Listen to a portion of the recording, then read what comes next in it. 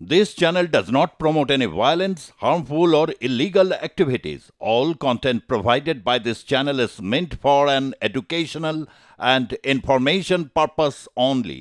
এই যে বাড়িতে ফিরে পুরুষ নারীকে বলছে যে তুমি তো বাইরে যে কাজ করো না আমি করি, আমার খাবার থেকে শুরু করে জামা কাপড় সব কিছুর দায়িত্ব তোমার। বলে রাখি আমি কিন্তু কাউকে বলি না, আমি একা থাকি, সুতরাং এটা আমি বলি না। তা এই যে পুরুষের যে এই ঔদ্ধত্যের কথা বলছো, এটা সত্যি তো, এটা তো খারাপ। কারণ আরেকজন নারী যিনি বাড়িতে রয়েছেন তিনিও তো বিরাট কাজ করছেন, এ বিষয়ে তো সন্দেহ নেই। আবার উল্টোটা, যদি কোনো পুরুষকে সমাজ স্ত্রৈণ বলে তাহলে কি তারা নারীবাদীদের কাছে খুব পছন্দের? আমার মনে হয় নারীবাদীদের কাছে পছন্দের বিষয়টা খুব জেনারেলাইজড একটা স্টেটমেন্ট নয় কি? কারণ ঠিক যেভাবে আমরা যে কোনো বাদের উপরে ভরসা করে এটা বলে দিতে পারি না যে যত মানুষ সেই বাদে বিশ্বাস করেন তারা সবাই একই ধরনের, নিশ্চয়ই আমরা যদি নিজেদেরকে ভারতীয় বলে বিশ্বাস করি তাহলে প্রত্যেকটি ভারতীয় একই ধরনের, সেটাও তো আমরা মনে করি না এই জায়গায় এসে।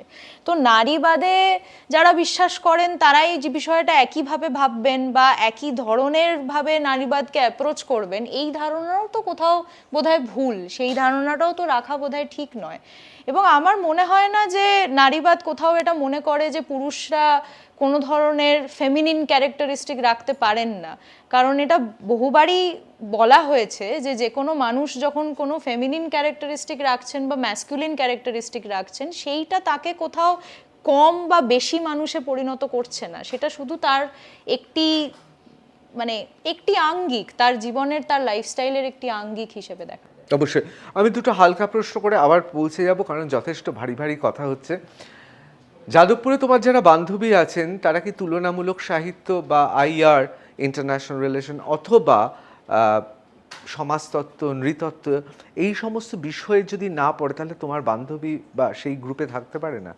একদমই নয়। আমার এরকম প্রচুর বান্ধবী আছেন যারা ফিজিক্স পড়েন, এরকম প্রচুর বান্ধবী আছেন যারা ম্যাথমেটিক্স পড়েন, এরকম খুব ক্লোজ বান্ধবী আছেন যারা ফিজিক্স নিয়ে পিএইচডি করছেন বা ম্যাথমেটিক্স নিয়ে পিএইচডি করছেন বা সায়েন্স নিয়ে পিএইচডি করছেন, ফিজিওলজি নিয়ে পড়াতে গেছেন মেডিকেল কলেজে। এবং আমি তো মনে করি না যে আসলে কোনো একটি সেক্টর বা একটি ডিসিপ্লিনের দ্বারাই সমাজকে বদলানো সম্ভব। আজকে যদি আমরা বৈজ্ঞানিকভাবে ভাবতে না শিখি, আজকে যদি আমরা সত্যি এরকম মানসিকতার মানুষজনদেরকে পার্টিসিপেট করতে না পারি যারা সামাজিকভাবেও নিজের চিন্তাভাবনা বদলাচ্ছেন, তাহলে তো বৈজ্ঞানিক রূপে যে ডেফিনিশন বা যে তত্ত্ব আমাদের কাছে উঠে আসবে সেটাও কোথাও পার্শিয়াল হবে। এক সময় তো সত্যি এটা মনে করা হতো বৈজ্ঞানিকভাবে যে ফিজিওলজিক্যালি মহিলারা পুরুষদের থেকে উইক, কিন্তু সেই জিনিসটা আজকের মানসিকতায় দাঁড়িয়ে আমরা যেভাবে অ্যাপ্রোচ করব সেটা নিশ্চয়ই আগে 10-20 বছর আগেও সেই মানসিকতায় দাঁড়িয়ে অ্যাপ্রোচ করা হতো না, বা আগে আমরা যেভাবে জেন্ডারকে অ্যাপ্রোচ করতাম আজকে দাঁড়িয়ে আমরা জেন্ডারকে সেভাবে অ্যাপ্রোচ করি না। তো আমার মনে হয় ইন্টারডিসিপ্লিনারি ডিসকাশন অত্যন্ত জরুরি, এবং তার জন্য বন্ধুবান্ধব থাকা তো নিশ্চয়ই জরুরি। আড্ডার স্ফিয়ারে আমি অনেক বেশি শিখেছি যতটা না আমি ক্লাসে শিখেছি। এই মুহূর্তে কলকাতার সবচেয়ে বড় আতেল রিমঝিম সিনহা, এই কথাটা বললে কেমন লাগে? খুবই খারাপ লাগবে। আমি ঠিক আতেল হওয়া খারাপ? আতেল শব্দটা যেভাবে ব্যবহার করা হয় বা তার ফরেস্ট জন্য শব্দ ইন্টেলেকচুয়ালের বঙ্গীয়করণ আতেল। কিন্তু আমি তো মনে করি না যে আমি পুরোটা জেনে ফেলেছি, তো সেখান থেকে তোমাকে কেউ নিজেকে কখনো আতেল বলেনি? আপাতত বলেনি, তুমি বললে মোটামুটি। না আমি বলিনি, আমি জিজ্ঞেস করেছি। আমার ওই অধ্যত্ত নেই তোমাকে ইন্টারভিউতে ডেকে এনে আমি তোমায় আতেল বলবো, কিন্তু আমি জিজ্ঞেস করি তোমায় কেউ আতেল বলেনি এখনো? এখনো অবধি সেটা শুনতে পাইনি, কারণ আমার মনে হয় না যে আমি নিজেকে এভাবে মনে করি যে আমি মোটামুটি সবকিছু জেনে ফেলেছি বা আমি এমন একটা কি মনে করো তাহলে? বিপ্লবী?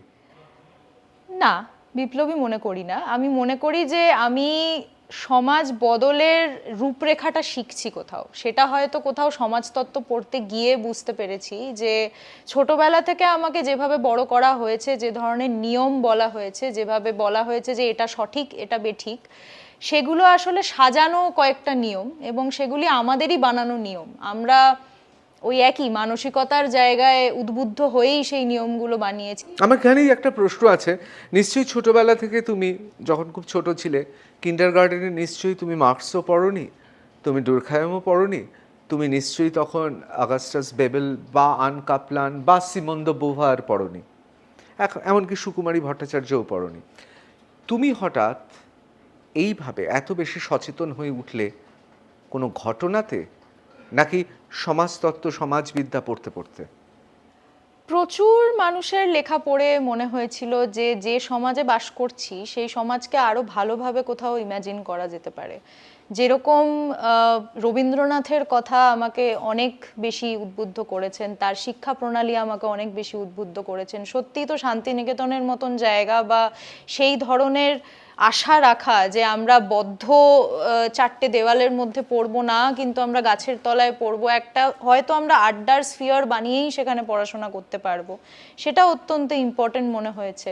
ভগৎ সিং এর কথা আমাকে খুবই অনুপ্রাণিত করেছে যখন তিনি বলেছেন যে আমাদের স্বাধীনতা আসলে প্রথম পদক্ষেপ এবং এরপরে এমন একটি সমাজে আমাদের যাওয়া দরকারি যেখানে ধর্মের নামে বিভেদ সৃষ্টি হবে না এবং যেখানে শেষ অবধি গিয়ে নিপীড়ক এবং নিপীড়িতের যে সম্পর্ক সেটা অ্যাবসলিউটলি শেষ করে দিতে পারবো আমরা। সাবিত্রীবাই ফুলে আমাকে অনেক অনুপ্রাণিত করেছেন, বেগম রোকেয়া অনুপ্রাণিত করেছেন, যখন তারা নিজে অত্যন্তভাবে ইনসাল্টেড হয়েও, অত্যন্ত হিউমিলিয়েটেড হয়েও তারা মেয়েদের পড়াশোনার জন্য সবসময় অগ্রসর হয়েছেন। তারা মনে করেছেন যে মহিলারা পড়াশোনা করতে পারে এবং মহিলারা পড়াশোনা করা জরুরি, মহিলারা পড়াশোনা করলে তারা শিক্ষিত হলে এমন অনেক কথা বাইরে নিয়ে আসতে পারবেন সমাজে যেগুলো নিয়ে হয়তো এই মুহূর্তে আলোচনা হয় না।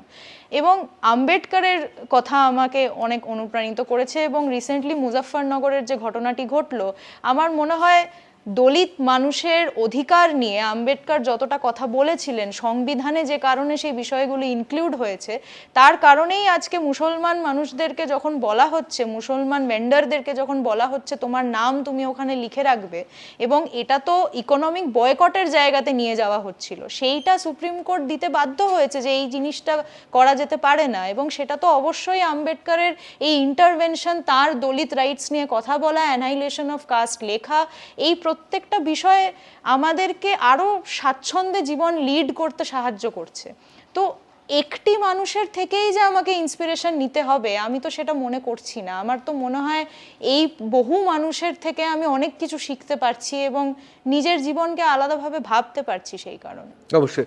এবার একটু মজার প্রশ্ন করি, তোমাদের যে বাস্তিল দুর্গটা ছিল, মানে যাদবপুর এবং 8Bর মধ্যে, সেই দুর্গটা এখন তো অনেক বড় হয়ে গেছে, কি মনে হচ্ছে? অনেক প্রসারিত হয়েছে? সেই দুর্গ প্রথম দিন থেকেই আই গেস খুব বড় হয়ে গেছিল, কারণ আমরা তো শুধুমাত্র যাদবপুর 8Bতে আসিনি, আমরা সেদিনও কলেজ স্ট্রিটেও ছিলাম, সেদিন একাডেমিতেও ছিলাম। তো শুধু যদি কলকাতার কথা বলা হয় তাহলেও 3টি জায়গায় জমায়েত হয়েছিল এবং শেষ অবধি আমি যা খবর পেয়েছি সারা বাংলায় 300টি জায়গায় জমায়েত হয়েছিল এবং আমি যাদের সঙ্গেই কথা বলতে পেরেছি তারা সবাই বলেছেন যে তারা স্বতঃস্ফূর্তভাবে বিষয়টির মধ্যে আসতে চান। এবং অবশ্যই খুব উৎফুল্ল এই খবরটি পেয়ে আমি, যে সাধারণ মানুষ এখন মনে করছেন যে তাদেরকে যে বোঝানো হয়েছে যে তারা আসলে খুব ডিপেন্ডেন্ট এই পলিটিক্যাল পার্টিগুলির উপরে এবং এই নির্বাচনী প্রক্রিয়ার উপরে নিজেদের দাবিগুলি নিয়ে আসার জন্য, সেই ডিপেন্ডেন্স কাটিয়ে তারা কোথাও এটা ভাবতে পারছেন যে না, আমাদের দাবিগুলি আমরাই রাস্তায় গিয়ে চাইতে পারি, আমরাই আমাদের স্বর উঁচু করে স্লোগান দিতে পারি, কোনো বিজেপি বা তৃণমূল বা সিপিএম এর কথা শুনে আমাদের সারাক্ষণ আসতে হবে, সেই পর্যায়ে তারা নেই এবং এটা খুবই খুশির ব্যাপার। আমি কোনোভাবে সেইভাবে তোমায় আঘাত করছি না, কিন্তু যা হয়ে থাকে, এই যে তুমি যেভাবে নারীবাদের কথা, এবং তুমি তো খুব পরিষ্কারভাবে নারীবাদের থেকেও তুমি এই যে সমান অধিকারের লড়াই এবং সত্যি কথা বলতে গেলে একটা মানবিক লড়াইয়ের কথা বলছো, সম্পর্কটা কি ব্রেকআপ হয়ে গেল এত বেশি নারীবাদী হয়ে যাওয়ার জন্য, নাকি ভেঙে যাওয়ার পর বেশি নারীবাদী হয়ে গেলে? দুটোর মধ্যে কোনোটাই নয়, কারণ আমার মনে হয় যে যদি সম্পর্কের কথা খুব ভালোভাবে ভাবতে হয়, আমি এরকম একজন মানুষ যে বন্ধুত্বকেও মানসিকতা দিয়েই ভাবতে শিখেছি। আমার যে মানুষের সঙ্গেই মানসিকতা মিলেছে বা আমার পছন্দের কিছু জায়গা মিলেছে, আমি তার সঙ্গে শেয়ার করার মতন কোনো জায়গা খুঁজে পেয়েছি, সেই মানুষের সঙ্গেই বন্ধুত্ব করেছি। তাতে তার ক্লাস, কাস্ট বা তার যে কোনো অন্য আইডেন্টিটি আমার কাছে বড় হয়ে ওঠেনি। তো সম্পর্কের ক্ষেত্রেও বিষয়টা সেরকমই, আমার যার সঙ্গেই মনের মিল হয় তার সঙ্গেই সম্পর্কের কোনো সৃষ্টি হয়। এবং আমি খুব ছোটবেলা থেকে না হলেও ক্লাস 11-12 থেকেই মোটামুটি এরকম ধরনেরই মানুষ, যে খুবই স্পষ্টবাদী এবং কথাগুলো ঘুরিয়ে পেঁচিয়ে না বলে সোজা বলতেই পছন্দ করি। তো আমার মনে হয় যারা যে কোনো সময়ই আমার সঙ্গে সম্পর্কে থেকেছেন তারা বিষয়টা জানতেন যে আমার মনের মধ্যে এই ধরনের চিন্তা ভাবনা রয়েছে বা আমি জীবনকে এইভাবে দেখি। এবার যে প্রশ্নটা করছি এই প্রশ্নটা আমার প্রশ্ন না, অনেকের প্রশ্ন। বেশিরভাগ যারা নারীবাদের কথা বলেন, যেসব মহিলারা, তারা আমরা দেখি যে তাদের ইংরেজিতে বলে বয়কাট চুল, অর্থাৎ ছেলেদের মতো চুল থাকে। তারা বড় চুল কেটে ফেলে কেন? তার কারণ যে কেশবতী হয়ে পুরুষের কাছে ভয়ারিজম বা দেখার আনন্দ যাতে না পায় তাকে, এটা একটা কারণ হতে পারে। অন্য একটা কারণ হতে পারে, কথায় বলছি বয়স্কার চুল, আসলে তো ছোট চুল। ছোট চুল হলে মারকুটে হয়ে উঠতে সুবিধা হয়। কোন কারণ? দেখুন, যারা ছোট চুল রাখছে আমার মনে হয় না যে আমরা ঠিক খুব নারীবাদী চিন্তায় বিশ্বাস করে আমাদের চুলের হেয়ারস্টাইল আমরা কীরকম রাখবো সেটা ভাবি। আমাদের স্বাচ্ছন্দ্য, আমাদের নজরে আমরা যেভাবে নিজেকে দেখতে চাই, আয়নায় যেভাবে নিজেকে দেখতে ভালো লাগবে বলে আমরা মনে করি, সেটাই মাথায় রেখে আমাদের চুলের ছাঁট রাখি। মানে এমন প্রচুর ছবি দেখতে পাবেন যেখানে আমার চুল বড়ও ছিল, এখন আমার চুল ছোট রয়েছে। আমার মনে হয় যে আমরা আরও স্বাভাবিকভাবে যদি বিষয়গুলোকে দেখা শুরু করি, যেটা আমি আগেও বলছিলাম যে নারীকে মানুষ হিসেবে দেখা যদি শুরু করি, কারণ আমি এরকম প্রচুর পুরুষ দেখেছি যারা লম্বা চুল রাখতে ভালোবাসেন। আমরা তো তাদেরকে গিয়ে কোথাও অ্যাটাক করি না যে ও আসলে আপনি কি তাহলে খুব নারীবাদী হয়ে গেছেন যে আপনি লম্বা চুল রাখছেন এবং আপনি নিজেকে নারীদের সঙ্গে মিলিয়ে দিতে চাইছেন। এই প্রশ্নটা বোধহয় তাদেরকে অত ফেস করতে হয় না। কিন্তু উল্টো দিকে যখনই নারীরা নিজেদের চুল ছোট করেন বা যে কোনো হেয়ারস্টাইল তারা দেখেন এবং মনে করেন যে তারা সেটা রাখবেন তাদের মতন করে, তখন তাদেরকে কোথাও নারীবাদী এবং নারীবাদী কথাটিকে এত বেশি করে নেগেটিভ করে তোলা হয়েছে যেন সমান অধিকার চাওয়া একটা অত্যন্ত দুর্বিষহ বিষয়। এবং সেটা কি করে কোনো নারী বলছেন যে তিনি সমানভাবে পুরুষদের সঙ্গে তাল মিলিয়ে চলতে চান, তার মধ্যে যত খুঁত খুঁজে পাওয়া যায় ততগুলোকে বার করার দরকার মনে করা হয় আর কি সমাজে। তো আমার মনে হয় এটা ওরকমই কিছু, বিষয়টা স্বাভাবিকভাবে দেখলেই খুবই স্বাভাবিক দাঁড়াবে। যে প্রশ্নটা আমি করব সেটা হচ্ছে, আমরা মাঝে মাঝে শুনি, মানে বেশিরভাগ ক্ষেত্রেই শুনি, একজন মহিলাকে মেয়ে ছেলে বলা হয়, মেয়ে ছেলে শব্দটা ব্যবহার করা হয়।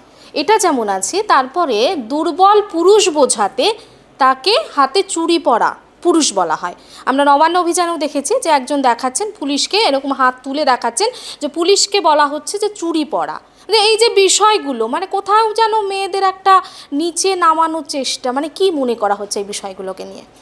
আমার মনে হয় সবসময় তো এটা ভাবা হয় যে মানুষ হিসেবে যারা বড় হচ্ছেন তারা যদি পুরুষ হয়ে বড় হন তাহলে তাদেরকে খুব রাউডি হতে হবে এবং অত্যন্ত পুরুষালী হতে হবে এবং এরকম করতে হবে যেন দুনিয়ায় যত জিনিসই তাদের দিকে আসবে তারা পুরোটা ধরে ছুঁড়ে ফেলে দিয়ে এগিয়ে যেতে পারেন। আমরা যখন রাউডি হিরোদের দেখি কোনো সিনেমার মধ্যে, তখনও আমরা দেখতে পাই যে তারা সামনে থেকে 4টে টাটা সুমো আসছে, সেটাকে এক হাতে উড়িয়ে দিচ্ছেন, এতটা শক্তি তাদের গায়ে আছে, যেটা প্র্যাকটিক্যালি সম্ভব নয়। আমার মনে হয় উল্টো দিকে দাঁড়িয়ে যখন আমরা মহিলাদের কথা বলছি তখন আমরা এত বেশি করে এটা বোঝানোর চেষ্টা করি যে আসলে মহিলারা ঠিক রণাঙ্গনে আসবেন না, বা এনআরসির সময়ও যখন মহিলারা বাইরে এসেছিলেন এরকম অনেক মন্তব্য এসেছিল যে কতটা খারাপ সময় এসেছে যে মহিলাদের এসে আন্দোলন করতে হচ্ছে। আমরা হয়তো স্বাভাবিকভাবে এটা অ্যাকসেপ্ট করতে শিখিনি এখনো অবধি যে মহিলারা আন্দোলন করতে আসছেন এটা কোনো দুর্বিষহ বিষয় নয়, এবং ঠিক যেরকম তারা পায়ে পা মিলিয়ে কাজ করতে যেতে পারেন, তারা প্রফেশনাল স্ফিয়ারে থাকতে পারেন, সেরকম তারা আন্দোলনের স্ফিয়ারেও থাকতে পারেন। এবং বারে বারে আসলে মহিলাদের চুড়ি বা মহিলাদের শাড়ি এই দুটোকেই খুব উইক ইঙ্গিতে দেখা হয়, এমনই দুর্বলতার একটি প্রতীক হিসেবে দেখা হয় যে যারা শাড়ি বা চুড়ি পরছেন তারা আসলে হয়তো কোথাও লড়াই দিতে পারবেন না বা লড়াইয়ের ময়দানে টিকে থাকতে পারবেন না, যে কারণে হয়তো মহিলা হওয়া কোথাও গালাগালি হয়ে ওঠে। এই প্রত্যেকটা জিনিসকেই আসলে হয়তো নারীবাদ অ্যাড্রেস করার চেষ্টা করে, যেটা গিয়ে কিছু মানে সূক্ষ্ম জিনিসে গিয়ে দাঁড়িয়ে যায় যে আসলে হয়তো কোনো ধূমপানের বিষয় বা কোনো হেয়ার কাটের বিষয় বা কোনো ড্রেসের বিষয়ে হয়ে গেলেই নারীবাদ মোটামুটি এস্টাবলিশ হয়ে যায়।